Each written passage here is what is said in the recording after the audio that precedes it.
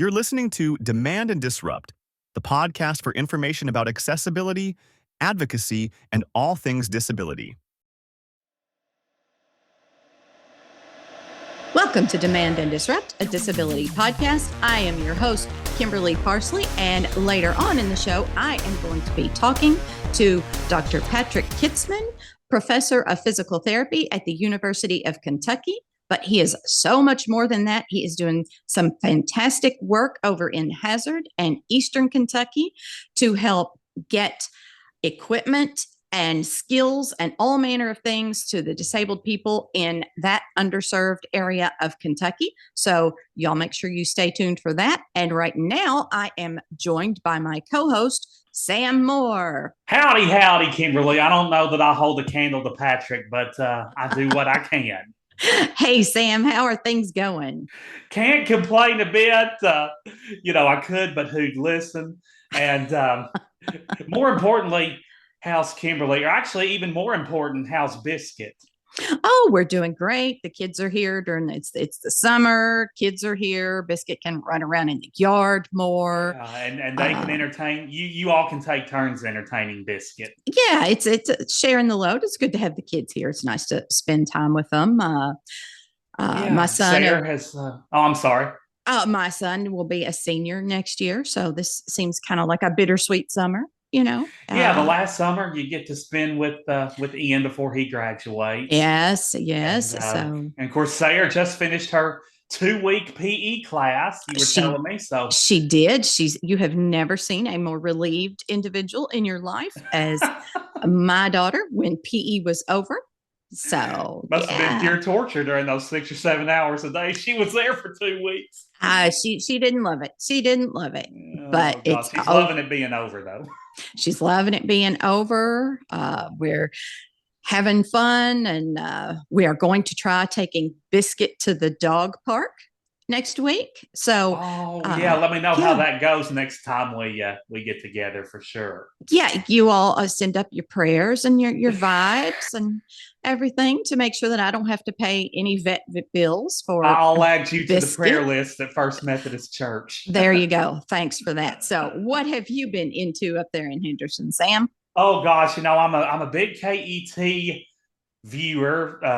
Tuner-inner, I guess. I'm not actually viewing anything with being totally blind. But yes, KET is a favorite channel of mine. Anyway, they have this Kentucky news show every weeknight called Kentucky Edition, Kimberly. And I heard about this very fascinating feature the other night. It was on a Kentucky amputee tournament, and it was started back in the 90s. Anyway, it was just held, I believe, last week. And this Kentucky amputee tournament was started by a gentleman. His name is Al. I can't remember his last name. Sorry, Al.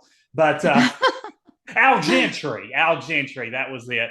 And he lost his right arm in a work accident in the 90s. But anyway, he was introduced shortly thereafter to amputee golf, and it's really changed his life. In fact, Al and 3 of his Kentuckians went together in 2000 to form the North American Amputee Golf Association. Really? Yeah, it was in fact, I left out 2 key words there. One arm, the North American one arm Golf Association. And, okay. And so, there's a big group of them. It was founded, of course, by these 4 Kentuckians, but apparently there are representatives from all over. And since it says North American, that makes me think maybe even Canada and beyond the United States. But anyway, they had their tournament last week. You had people golfing with one arm and even other disabilities. I know they featured one guy on there, Ty Thompson was his name, and I don't know him, but he's actually blind, and he lost his sight later in life, but apparently played golf and was really into athletics before he lost his sight, and so he's able to still play golf and partake in this amputee tournament and still be able to enjoy one of the sports that he loves a lot. So, have you ever had the desire to attempt golf, Kimberly? I played mini golf. That's me. I've done Badly. putt putt, and I have not always finished last in putt putt. So I'll brag on myself a little bit there. Well, no, that's true. But I mean, I don't do it great, but yeah, I played putt putt. At a regular golf course, I just want to drive the cart. Honestly, that's you just want to stay, especially on a nice day. You just want to stay in the cart and feel the breeze blowing in. I want to drive the cart. I want to drive. Oh, you want to be behind the wheel? Yeah. Oh, okay. Yeah. Well, you sound like you think that might not be a good idea, Sam. Well, yeah. I've driven a four-wheeler in the middle of a wide open field before. There was nothing to run into. Yeah, I was on my cousin's farm, and my uncle was riding right behind me. He claims that I almost threw him off, but he claims. But anyway, I think that's probably mainly because he just, he wasn't holding on tightly enough. He was just sort of, at least I keep telling myself that. But it was fun. I didn't run into anything because there was nobody to hit, no thing to hit. Yeah, well, out in a wide open field. Well, that's the way I feel about a golf course. I mean, for the most part, it's open. I mean, I could hit some golfers, but they ought to be looking for oncoming stuff. They ought to be paying that's something attention. that the people who are able should be keeping their eyes open for. Yeah, I doubt they'd appreciate it, but so yeah, no, I don't really go to golf courses. Well, I've got a buddy that's the head honcho at the pro shop in our local country club here. So he would have probably appreciated if I tried a little something beyond putt putt. So maybe I need to make connections with this Ty Thompson dude I heard on TV the other night. So now, if someone is blind and they're playing golf, are there any modifications that have to be made to anything? Yeah, they call it adaptive golf. In fact, he said that they can use a coach. A coach can stand behind them and describe to them the nature of the hole and how hard they need to hit it and maybe where not to hit it. So, try to describe the path the ball needs to take. And so they can basically do everything that, as he described it, they can do everything that a caddy can't. So, okay. So that's how Ty described it. So he has, I guess, a coach sort of stand behind him, give him those little visual cues and descriptions and things. He can't hit the ball for it, but he can do everything else, apparently. Gotcha. Oh, that sounds like an interesting segment. What did you say? What program did you say you watched that on? This is Kentucky Edition on KET, and it's basically like a statewide news and general interest show. They have a lot of well, maybe not a lot, but at least a few feel good stories every night, and that's 5:30 Central, 6:30 Eastern on KET. In fact, I've had a couple of those anchors that are involved with the show on my Blabbing in the Bluegrass podcast before. I've had Laura Rogers and Renee Shaw, who is the primary host of the show. I've had both of them on Blabbing before, but it's a great show. Kimberly, you definitely ought to check it out. It's one of many great programs that can be found on KET. You were telling me that Biscuit also enjoys her KET, doesn't she? She does. I turn on KET in the morning for her to watch. I think it soothes her. She likes her Sesame Street and Barney Sesame Street and Daniel Tiger's Neighborhood. She listens to those while I'm trying to. When I was little, Kimberly, it was Mr. Rogers' neighborhood. I have to have a cup of coffee before I get real into dealing with Biscuit. So you until you finish at least one cup of coffee, you're just like, Biscuit, good luck. Yes, exactly. And of course, we actually had a guest on. My friend Annie Lapidus was on Daniel Tiger's Neighborhood once. So I know. Oh, really? So we have a Demand and Disrupt guest that has made an appearance on Daniel Tiger's Neighborhood. So cool.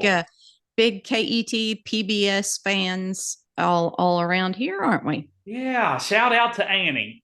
Yep. So now, if someone wants to look up that Kentucky Edition episode, when did that air?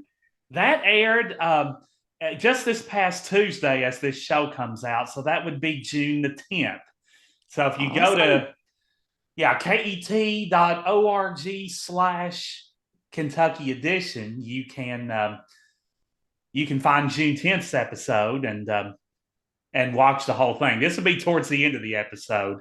You do have to watch the rest of it. Well, save the best for last, huh? But it'll be worth it. That's great. We also had Greg, the accessible hunter, on talking about not long ago, talking about the importance of staying active in the things that you always loved to do. Yeah, and the adaptive hunting equipment that he used. So lots of adaptive stuff out there, and we're glad for all that. Where there's a will, there's a way. That's what it boils down to. It does, and all that stuff's very important because those are the kinds of things that they get you out of bed, get you going, doesn't it? Exactly, keep you moving. Keep you moving, give you something to get excited about to do with the day. So yeah, and of course, lots of great golf courses and national parks and all manner of outdoor things out in Eastern Kentucky, beautiful Eastern Kentucky. So, and that's where our guest, spends a fair amount of his time. Yep. He's at UK and then he goes on down to Hazard. You ever been to Hazard? I can't say that I've actually set foot in it, but I've been in somewhat close proximity to it when we drove over to Ashland, through West Virginia a while back. So I guess Ashland's quite a bit far, pretty good ways north of Hazard, but at least it's Eastern Kentucky. It is Eastern Kentucky, and Hazard's I think it's a growing, thriving area. So Dr. Patrick Kitzman doing lots of interesting stuff there in Hazard and the Eastern Kentucky community to help out people with disabilities. So now we're going to hear more about that from Dr. Patrick Kitzman. Can't wait. And I am pleased to be joined today by Dr. Patrick Kitzman from the University of Kentucky College of Health Sciences in the Department of Physical Therapy.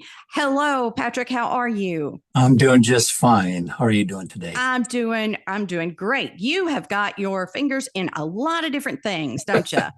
Yes, ma'am. So I can't wait to talk to you about that. So can you just tell me a little about yourself and how you got into doing things for the disability community? Okay. I have been a faculty member here in the Department of Physical Therapy for 25 years now. And my area of research and my area of practice was in the area of spinal cord injury and stroke. And when I first started, I was a basic scientist where I did a lot of work with genes and RNA, DNA. And I slowly evolved into the work that I do now, which is all community-based work, looking at how do we develop resources to support individuals once they go back home. And the area that we focus on are individuals who live in under-resourced rural communities. And part of that comes from, I grew up in the northern part of Wisconsin, so a very rural part of our state. And I always gravitated to rural and working, but everything that we do also provides a teaching opportunity. So it allows me to teach not only our physical therapy students, but undergraduate students, high school students, and increase their appreciation of disability and our responsibilities for improving quality of life for all people here in the Commonwealth.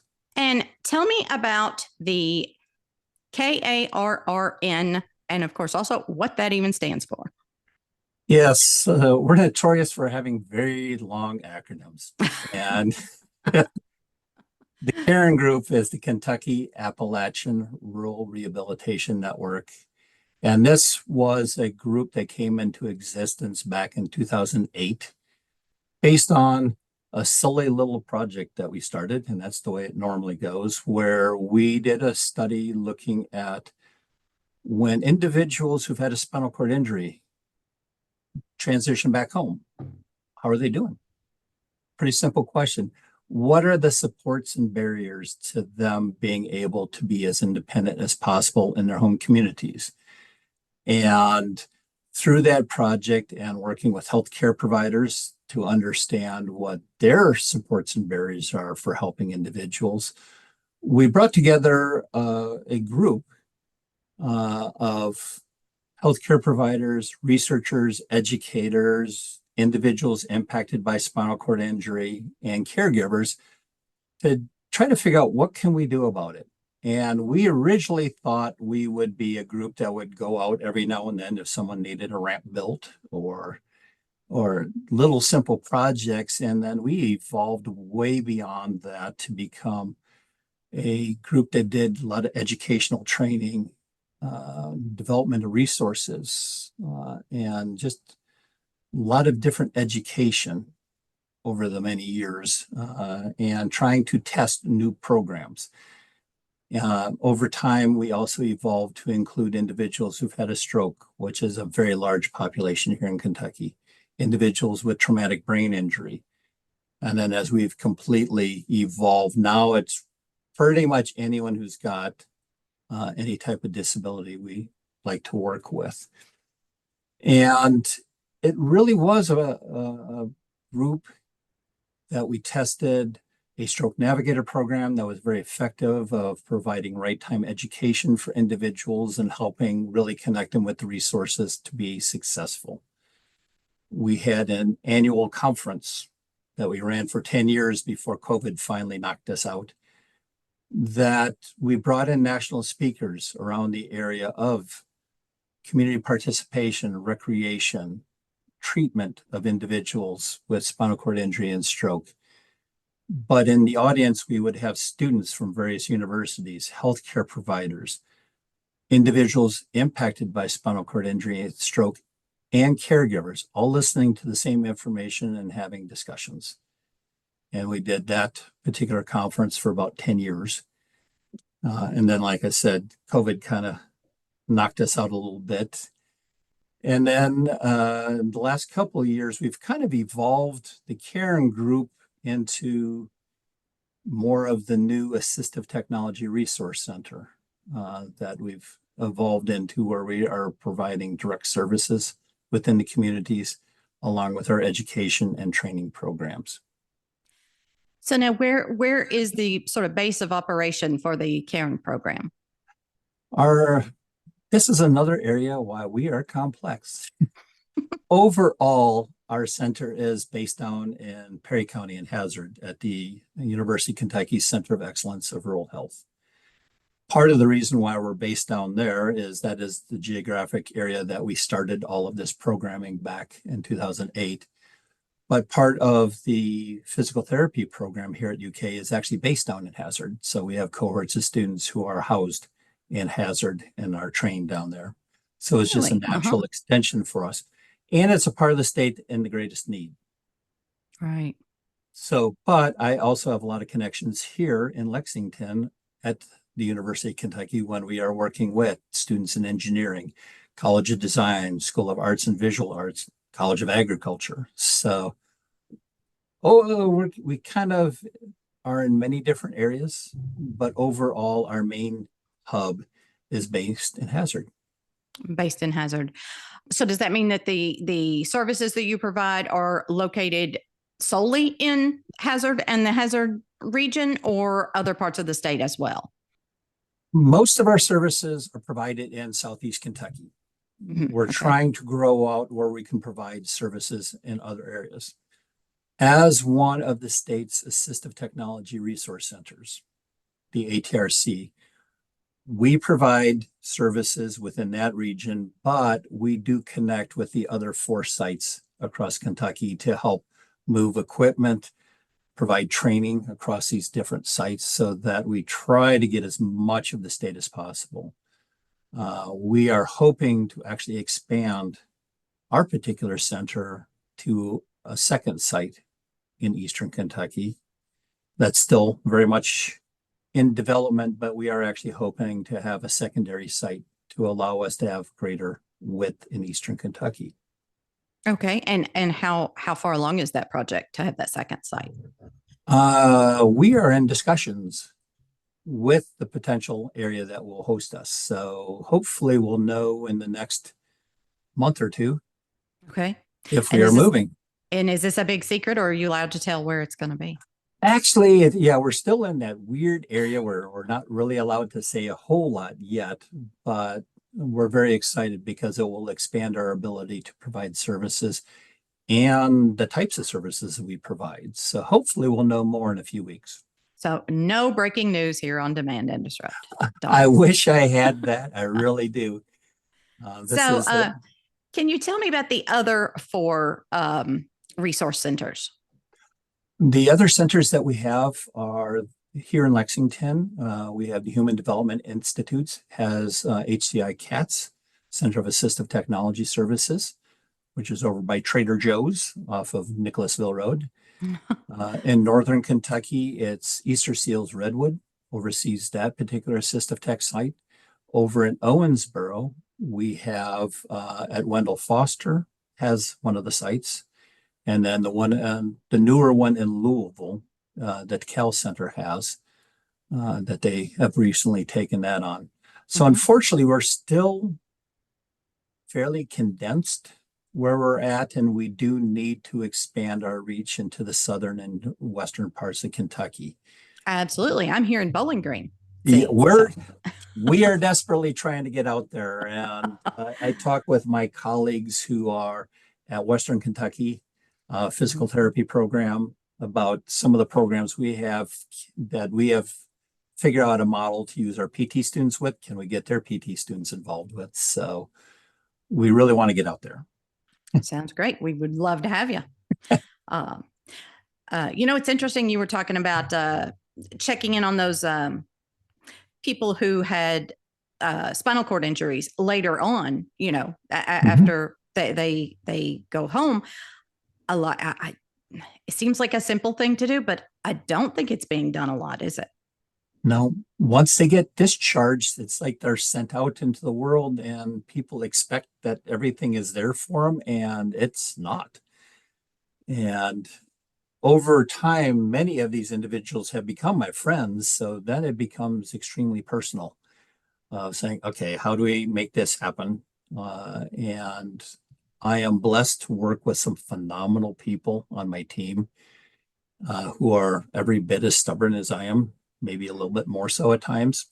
And we all have the feeling that no is not an option, that if we can't find a way in through the front door, we'll find a way in the back door, or we'll find a doggy door, or open window up on the second floor. We'll find a way to make it happen, because there are people who just need resources, and that's not just rural communities. That's going to be in Louisville. It's going to be in our other cities as well. And how do we work together to meet the needs? I think it's one of the failings of the medical model of disability, wherein if the doctors can't cure you, they can't fix you, then they don't know what to do with you. It's not a whole person approach. It's like, well, my part's done. I did the operation. This is what we're left with. It's over. This is all the drugs can do. There's nothing else we can do. And there's not a lot of help for people to say, how do you live after that? Yep. It's like people with cancer. We saved your life. Awesome. I am so sick for saving lives. But now what? Many of those people have long-term issues that they have to deal with. And that is where the healthcare system needs a push to figure out, how do we help these people long-term? Of course, if we were going to have a conversation about things that the healthcare system needs to be doing, we would be here a while, wouldn't we? Yes, you would. And the challenge is the healthcare providers that I know really want to do the very best for their people. But we have constraints on us too that are placed on by insurances and regulations that sometimes make it very frustrating for the healthcare providers to do everything they want. And I think that's the reason why we started trying to develop the various programs we have, how do we create the safety net underneath the healthcare system to help people the best that we can? Yeah, I think you're right about that. I think you're right. Doctors, they want to help their patients as much Yeah. as they can, but a doctor's a doctor, not a social worker, right? Right. And then resources change in communities all the time. And what might have been there a month ago doesn't exist anymore, or it got moved around. So trying to find where those little gems are within each of the communities it's a full-time job for somebody, and no one really has the bandwidth. So you have to get creative. And thankfully, I have very creative people that I get to work with. So usually we can find what we need to find. Yeah, you do get creative, and that's kind of what the carrot, is that right, program is about. Yep. So tell me more about that and how you get the students involved and things like that. Yeah, Project Carrot is coordinating and assisting the reuse of assistive technology. That was another crazy one that just fell into place, where we were starting to see all of our people we were working with needed equipment that they couldn't afford or insurance wouldn't pay for. At the same time, you would be driving to work on garbage day and you were seeing all of these wheelchairs, walkers, and that just being thrown out to the dump. And we're going like, okay, what do we do about this? So we wrote a grant with our colleagues over at the Office of Oak Rehab, Carol Weber and group, on, okay, can we set up a couple of sites where we could bring in this used equipment and train people how to effectively clean it and repair it and get it back out the door free of charge? And that program started in 2011. One of the two original sites was my group down in Hazard. And I use it as a service learning program for those students. When you are working as a therapist, you're always fixing somebody's wheelchair. They're always beat up. It doesn't matter if you're in the hospital, home health, outpatient, they're always going to have something that's beat up.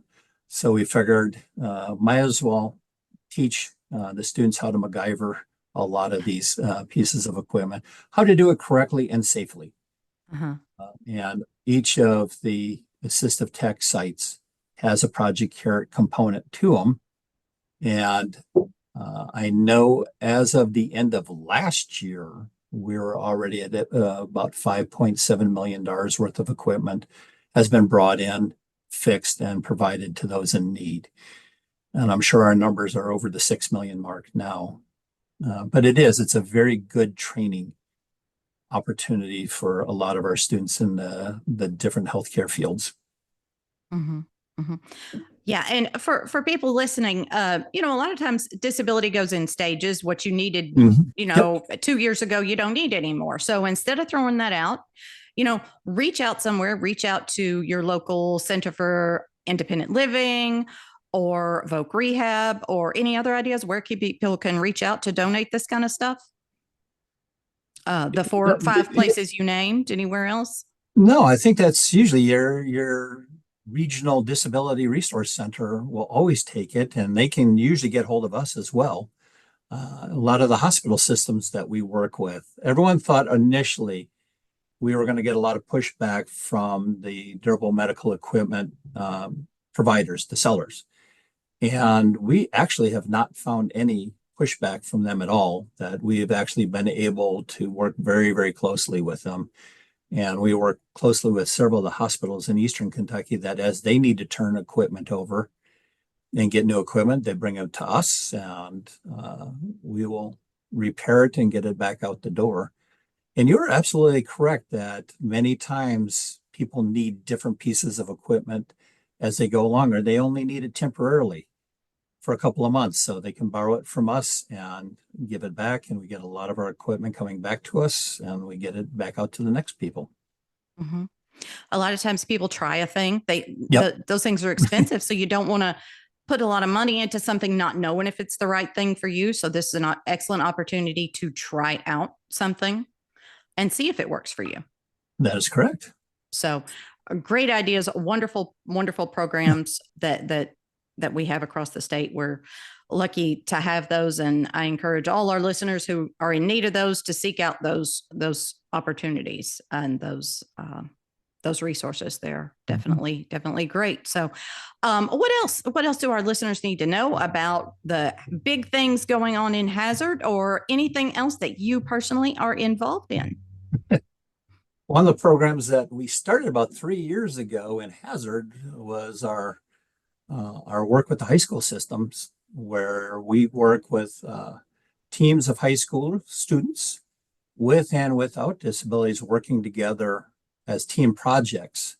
And over the last several years, these team projects have been involved with making Perry County Park more accessible, several of the buildings more accessible.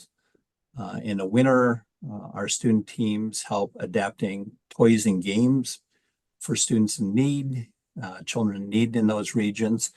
And the newest project we have that's going to be a multi-stage project was brought up by the mayor of Hazard and the head of the Chamber of Commerce, and they've challenged the high school students to help develop a brand new, fully accessible sensory park for Perry County that they want to be one of the best within the whole region. So the students— That is amazing. That is amazing. And it is really fun seeing that our students with the different types of disabilities on those teams are now the content experts. So they actually go, okay, this is what needs to occur. This is what we need in these types of parks. So it's really fun for them to be, instead of just a member of the team, actually become leaders of the particular teams. Wow. Yeah. And where is that project at? I mean, where in terms of completion is that project? We're just starting. So boy. this first group came up and they were tasked with what are going to be the initial items that have to go into this park.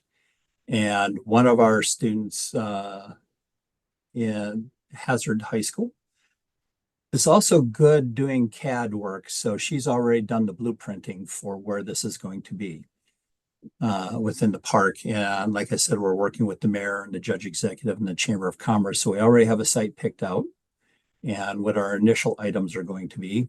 And now we're going to be starting the fundraising component of it. And that's part of what our next group of students are. Can they develop the marketing scheme to be able to market this and do the promotion and fundraising for it? And so it's just this ever evolving kind of program. It's a lot of fun. But since sensory parks are so expensive to build, it's going to be a step at a time, but we have full commitment from all the community leaders within Perry County. Wow, that is great. And you have non-disabled and disabled high school students working on this project together? Absolutely. It seems to me like it's creating— those high school students are going to graduate and some of them will leave, but a lot of them will stay there in Hazard, and their whole life, basically, they're going to know what it's like to be, not really to be with someone with a disability, but they're going to have that experience of being close to those people, right? And, absolutely. We want them to look at the world a little different. Yeah, exactly. Like, what a great— how do we make it so everyone can interact? How do we, as we like to say, how do we level the playing field so that everyone can interact together? Wonderful. And that's been a fun project. And even when they do the toy adapting, and which toys are an easy way for me to start conversations with the various groups, because I can lay a toy in front of them and they go, oh, okay. And then how do we make it so everyone can use that toy? Because they realize not everyone can use a toy or a game, and how do we interact? And I can use that to teach about different disabilities, but also use the creativity. Our high schoolers, our undergraduates, we've worked with second graders and fourth graders, and they come up with phenomenal ideas on how to adapt various items so that they can play with their other classmates. It's kind of fun to see that the more we try it, the younger and younger and younger we can go and get really, really good, fun feedback from the various students. And we're starting to look at doing various forms of sensory books and audio books that came out of a summer camp that I do here every summer. It's the 4-H Teen Conference, and we take groups of those students and we teach them how to adapt items. And one of our campers last year was blind. Mm-hmm. And she came out with a really great perspective. Okay, this is what my mom has done to make my stuffed animal more personalized, is putting an audio chip in it with a recording of her favorite character from TV or the radio. And we're going like, okay, that's pretty amazing. Tell me more about it. And I learned as much from these students as I've ever taught them. We worked with a group of fourth graders, and they were coming up with some really amazing ideas, but they all said, we really want the book to talk. We want the book to talk. And I'm going like, well, that's kind of interesting on why they all wanted the books. It turns out it was an entire class of students that had dyslexia. Wow. And they're going like, oh, this is what make good for me. And then we're going, great. But then they had amazing ideas how to make the book sensory and interactive. And also learning that many of these students were already learning how to do computer coding and everything else, the stuff that older people like me never ever learned in high school or college. So it's we have a lot of these programs where we're really trying to make them community immersed almost. They're part of the community. The community teaches us, we teach the community, we interact with the various programs. At our center in Hazard, we are also a pre-employment transitions program. So working with students with IEPs, and they have been wonderful to work with by us providing their training, but we also bring them into the Center of Excellence Rural Health, into our maker space, and we have them create build kits and put them together, all the components you need to build a particular object, a catapult or some fun item that we then take over to the adult daycare and have those people build it for them. So the high schoolers are building stuff for people in the adult daycare, also in the Veterans Center. And then we had individuals from the adult daycare come into our center, and they helped build welcome back to school kits for our students in pre-eds. Oh, wow. Oh, wow. So it's trying to show how a center should be part of the community and with the community. Uh-huh.